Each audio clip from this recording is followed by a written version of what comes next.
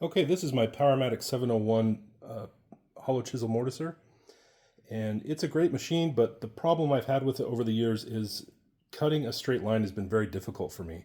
I've struggled with it trying to adjust the settings, trying to make sure that I had it correctly, and I just found that I would get jagged cuts when I tried to cut a mortise, and that doesn't work well when you're trying to do furniture and build things that are need to be accurate. So I thought about this quite a bit, and I thought, it'd be really nice if I could add an X and Y axis table like I see on the more expensive mortisers and allow me to move the workpiece cleanly and smoothly rather than the way that the machine is currently set up. So what I've done, I'll show you here real quick. I've actually flipped the table around. The headstock has been flipped backwards on the table, so the table is actually facing that direction, and I've got the table bolted down to to the tabletop, so the machine is very sturdy in this configuration. The other thing that I've done is I've added this riser block. This is a 2-inch riser block that was provided by Powermatic. They manufactured this a while ago. I'm not sure if you can still get that. If you can't, you could probably just use a piece of hardwood and create your own riser block here. This is a 2-inch block, and then it came with these longer bolts that go down into the base and connect the headstock into the base. So that shouldn't be a problem if you want to do this same thing. You could probably create your own riser block, however big you want it to do.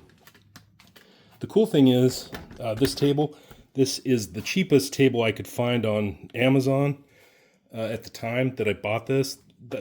I probably bought this 4 or 5 months ago, but I think I spent $105, $106, something like that. So it's not super expensive.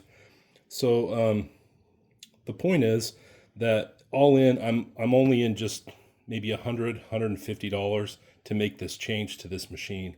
I also bought this set here for clamping down to this tabletop, this set of milling table accessories, so I can clamp down with my setup blocks and these step blocks, so I can secure the workpiece on the table.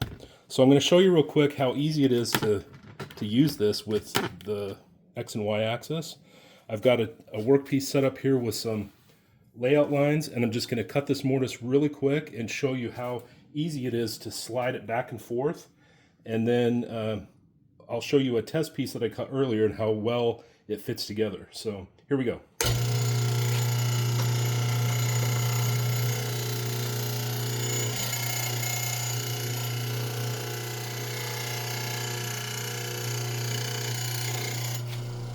One of the things I like to do before I start this, let me do this, turn the machine off real quick.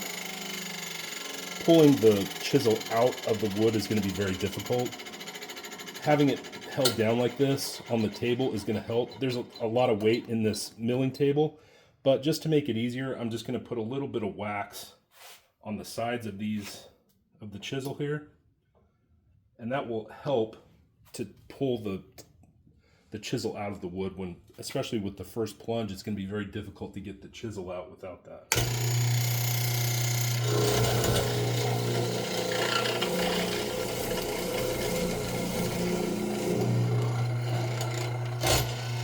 It comes out super easy.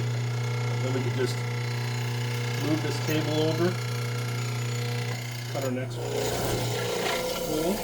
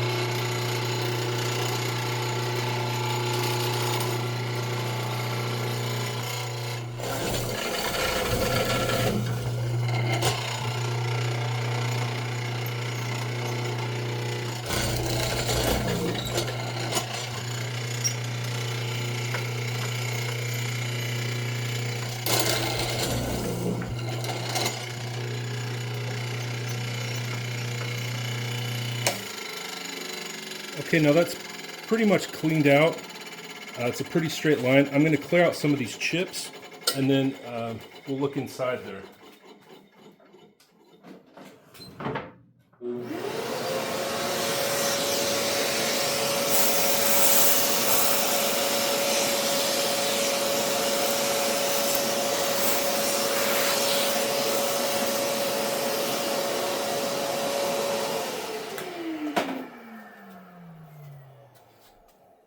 Okay, so that's a pretty straight line, but there are some edges in the face here of the cut. I'm just going to go back in and do some more plunges just to try to clean up some of that edge work where the chisel went in, just to make sure it's nice and clean.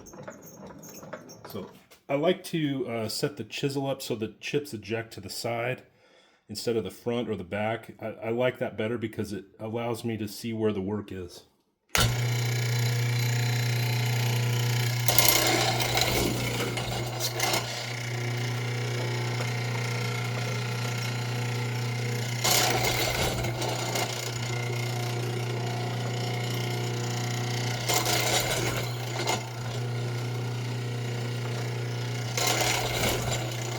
And I'm just kind of going back and forth on this wall here, just trying to clean it up a little bit, give me a better, smoother face.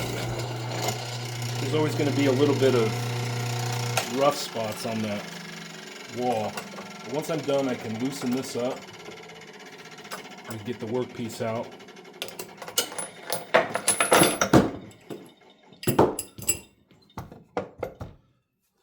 And then we have a pretty good mortise here.